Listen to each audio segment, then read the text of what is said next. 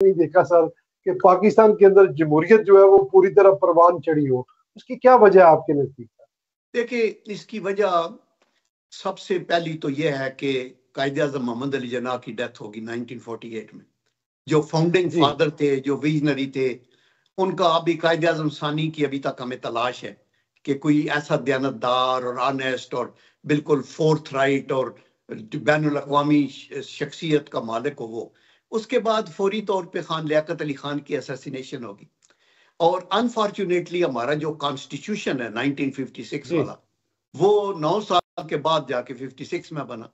अभी ये दरमियान वाला जो पीरियड था, इसके अंदर एस्टेब्लिशमेंट के हाथों के आप चढ़े रहे और आपने देखा कि सब कुछ द रिजल्ट वाज कि जब फ्रेजाइल गवर्नमेंट थी तो इस वैक्यूम ने अट्रैक्ट किया मिलिट्री लीडर्स को जो थे और वो अंदर आ गए, जिससे और फिर गड़बड़ हुई। फिर नया आइन अयूब खान साहब ने दे दिया 1962 और फिर जब अयूब खान साहब गए तो बजाय इसके कि उस आइन के मुताबिक वो अपने जो स्पीकर नेशनल असेंबली को हैंड ओवर करते, उन्होंने याह्या खान को किया, सम पीपल से कि गन पॉइंट पे किया और वो और नुकसान हुआ। फिर जो पॉलिटिकल गवर्नमेंट्स आई वो भी अपना इंटरमिटेंटली आई, लेकिन अपनी एक तो कारकर्दगी में बहुत से ने कोशिश भी बड़ी की, लेकिन इवन देन बहुत सा सुकून भी था। लेकिन सबसे बड़ा खला ये था कि वो पूरा अपना टेन्योर नहीं कर सके।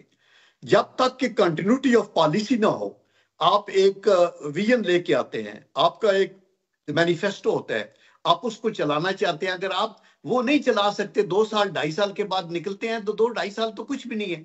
तो वो इंटरमिटेंट उनकी वजह से, उनकी गवर्नेंस के अंदर भी जो कमजोरियां थी वो उसकी वजह से करते कराते फिर हम यहाँ पहुंचे हैं। और इसके दरमियान में ये मार्शल लॉ आना जो है ये मुल्क के मफाद में बिल्कुल नहीं था। मैंने ये कभी कई दफा सेनेट के फ्लोर के ऊपर भी मैंने इसका जिक्र किया है। तो रिजल्ट ये निकला कि ये होती रही।